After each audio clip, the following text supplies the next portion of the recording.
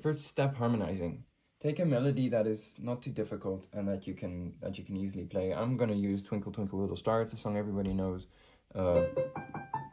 in C, and the most basic principle of harmonizing is adding a chord that fits to the melody.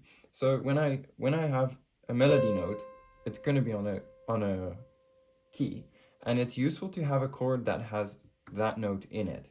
So if I play a chord that doesn't have this note in it, for example the G one, it's not going to sound so pretty. It just doesn't it's called dissonance. It doesn't work well together. So if I find a chord that does have it, out of the three that I gave you, the C, G, and F, then I'm gonna see this G chord doesn't have a C in it. The F chord, sure. C chord, the C chord obviously also has the C in it. So let's start with C. The next note, well, it still has a G in it as well, so that also works. Now it doesn't work anymore because the A isn't in this chord. So we need to now find a chord that does have an A in it. So G doesn't have it, C doesn't have it, they don't sound nice. F has an A in it. And now we're back to here. And the F can no longer work because it doesn't have a G in it.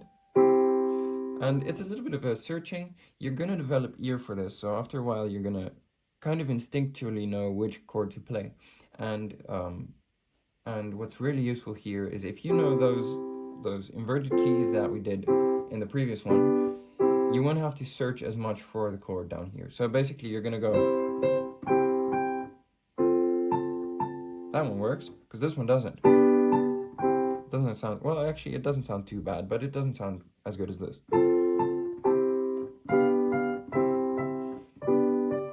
And now if I'm playing it wrong,